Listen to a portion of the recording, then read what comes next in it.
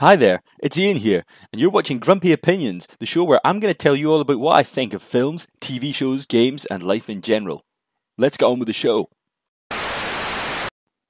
Outlander is a TV show about Jamie and Claire Fraser, who are in America with their pals, their family, and all the problems that go along with being a time nurse and a great leader of men. Episode 2, Do No Harm, picks up a couple of days after the last episode, with Jamie and Claire still licking their wounds after being robbed by Bonnet's gang of pirates. Still, it's not long before they arrive at River Run and meet up with Jamie's Aunt Jocasta and her manservant, Ulysses. After some how do you do and getting to know you stuff, wee Ian comes in with his dog all smelly. Apparently it had a run-in with a skunk, so that kind of breaks things up.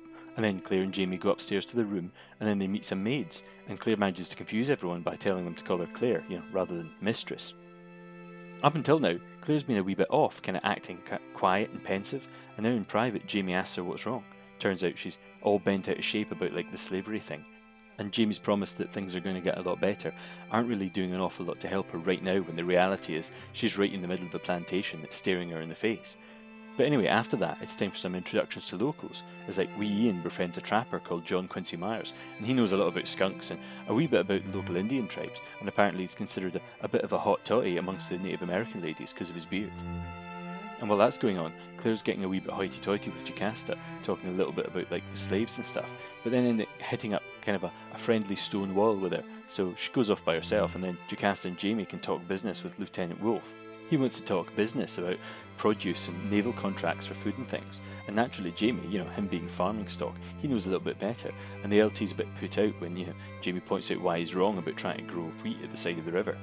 Anyway, apparently he fancies his chances with Jocasta because he wants to get his hands on her lovely land.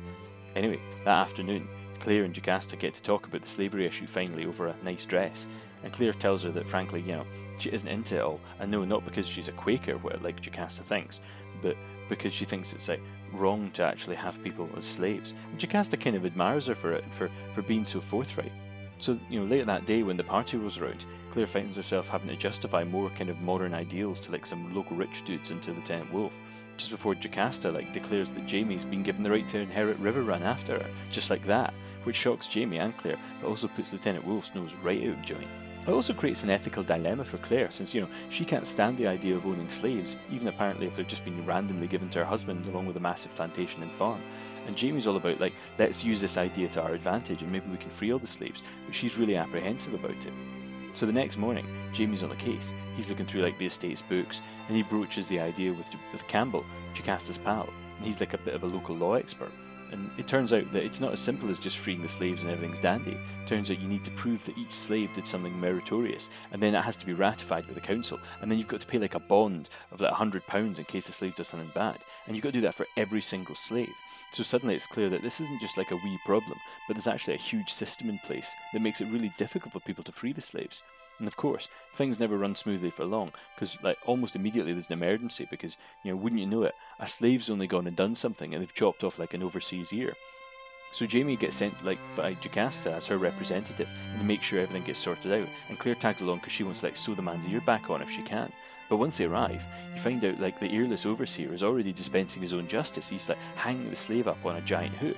So Jamie gets in there, and he's going to defuse the situation in a calm manner. No, he's not. His gun's out at the time. And okay, so Claire immediately wants to save the slave laddie and get him back up to the big house. He gonna stay in the big house? Stephen, he's a slaver. It's different. In the big house?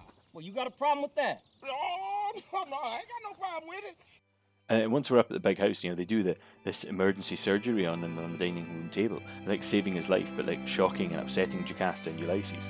So Claire finishes up fixing wee Rufus, and Jamie gets roundly tilted off by Campbell, Wolf, and Jocasta, because you see, the system isn't just about stopping you freeing slaves. It's once one's committed a crime, they need to answer for it.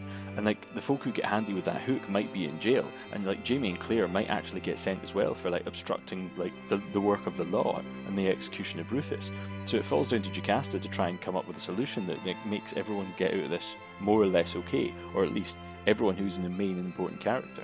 And what's more, it takes Ulysses pointing out to Claire that actually saving Rufus might have been a bad idea to give her a moment's pause on the whole business. So when Jamie goes up to see her and Rufus, they both kind of already know that they're in a bind, especially when like a torch-wielding mob appears demanding a hanging. So like Jocasta manages to stay the mob, like, you know, despite a few broken windows, by pointing out that they have promised to deliver Rufus to justice at midnight. So that gives like Claire and Jamie a little bit of time to come to terms with the situation and see if they can find a solution. And in the end, Jamie points out that no matter what they do, Rufus is going to die, and even if they manage to get him away, the other slaves would die horribly instead, you know, as punishment. And that maybe the best thing they can do is ease his passing, like she did with Colin when he was dying. So she makes up like a poison tincture and has Rufus drink it, and then talks to him about his family and his loved ones while he slips away. And then after that, all they can do is deliver the body to the baying mob, who promptly string it up from the nearest tree. So what did I think? Well, I thought this week we kind of got into things a little bit slowly, but we're still getting into the meat of this season. But actually, I liked a lot of stuff in this. I mean, I really loved some of the subtle stuff that was going on, some of the little acting work, and some of the little bits of like script writing and non-verbal stuff, like wee looks amongst the actors playing the slaves, you know, that told a huge amount about what they were doing without ever actually saying anything. And the fact that actually most of the characters here have been given really some interesting depth. I mean, the exception probably being Lieutenant Wolf, because I'm guessing he's supposed to be a bit one note, being that he's, you know, even the actor that they've chosen, you know, all credit to the actor, but they've kind of gone for a guy who's that sort of grumpy faced, slightly sort of a wee bit overweight, kind of a little bit short, and looks like he's a bit grumpy. So, you know, you kind of feel like you know where that character's going to go. But then you've got folk like Campbell and Jocasta, who both have moments when you think, are they supposed to sound like nasty people or kind of racist idiots? But then you realize that actually there's other reasons why they're acting the way they do. I mean, like the whole slavery issue. I mean, as modern folk, we think like people who, you know, would have slaves must just be racist and idiots. But as Campbell makes clear, the whole system is stacked massively against like the even the landowners, because like the economy wouldn't function in as much of a profitable way for the landowners and the governors if it was really easy for them to free loads of slaves.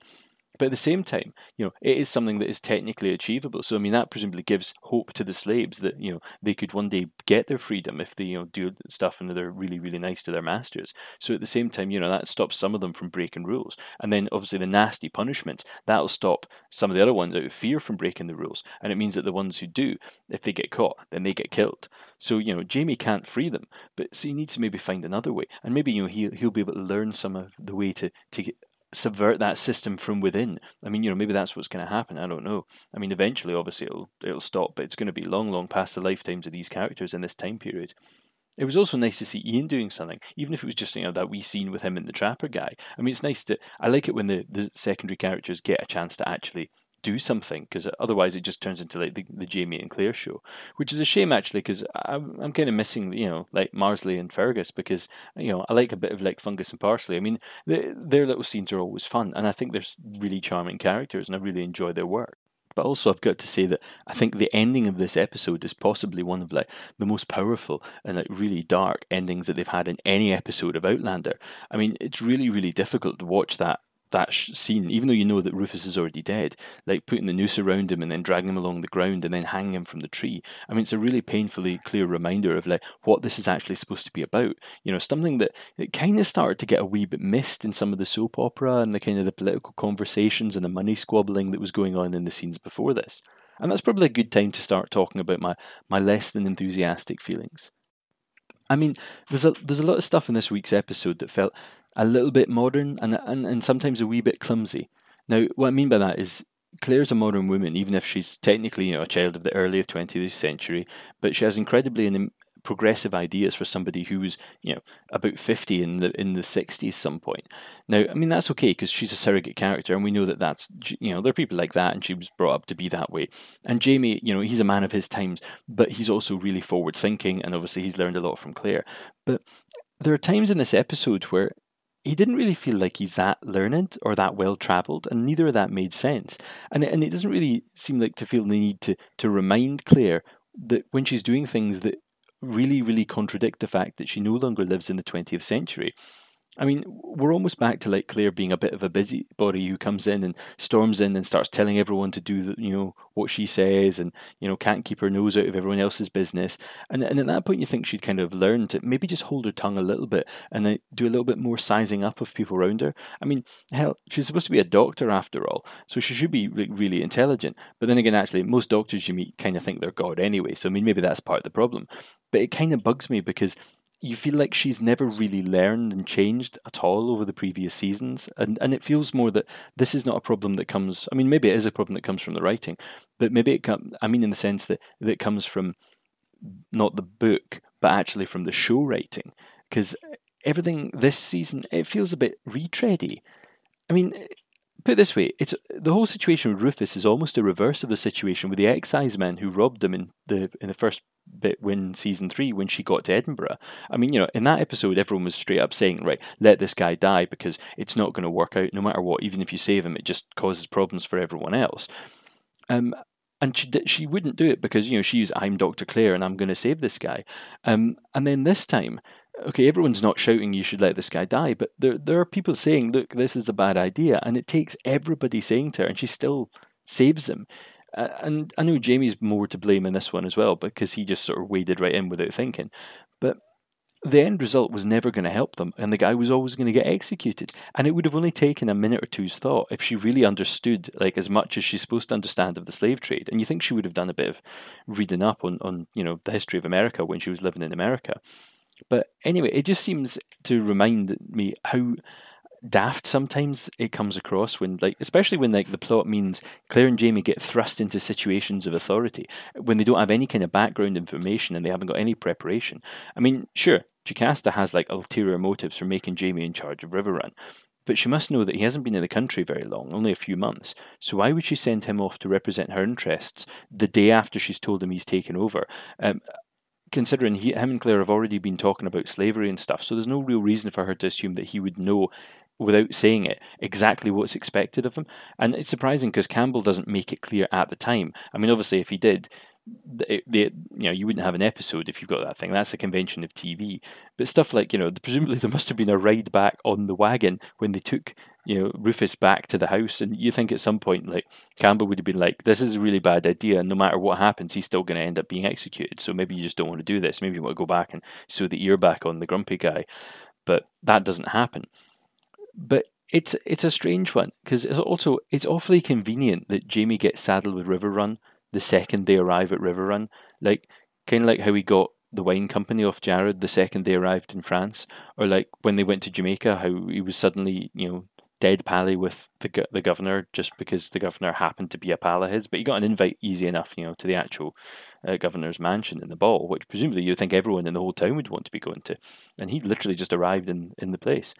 I mean, sure enough, it's Jamie. He's supposed to be the king of men, but it would be nice if the show actually made it clear that he was the king of men from his own actions, rather than the way it seems to be going, which is that, frankly, this season he hasn't really covered himself with glory. I mean, after trusting Bonnet and then after the whole bugger up this week and causing all these problems, it's more like the universe conspires to actually make Jamie the king of men, or more correctly, maybe the writer has conspired to make Jamie come out on top in all these situations, even if his own actions don't really warrant it. I mean, I don't like, getting to the point where I get grumpy at the show about that. Even the show, this channel is called Grumpy Opinions. But it seems like, every time that they're down, 5 minutes later, they get given something and a whole load of cash suddenly falls into their hands. That makes them in the situation where they've got a business interest that means important people or adventure is literally just going to fall in their lap 2 minutes later, no matter where they go and what happens. And I get it, this is book 4 in the series, and seasons 4 of the TV show. So I'm sure like loads of other cool stuff's going to happen. But I do feel kind of like at this point, we're sort of retreading old ground and we're retreading beats of previous scenes and stories from the series that have come before. And that may be the case in the books as well, because, they say that writers do repeat themselves, even subconsciously. But anyway, that was this week. I kind of hope you've been enjoying the show, and if you have, please leave a like and subscribe to the channel and do all that jazz. I mean, I've also been doing a Handmaid's Tale series, so I mean, feel free to watch that. It hasn't got nearly as many views as this, and I've stopped halfway through the first season. I am going to continue it though, and also in the pipeline, I'm planning to try and do an Outlaw King movie review. Keep it all historic and Scottish. But yeah, just remember, without you guys, there is no show, and I think you're smashing, and I'm really thankful and grateful for every single like that I get. So stay safe. Take care. Until next time, I've been Ian, and these have been my grumpy opinions.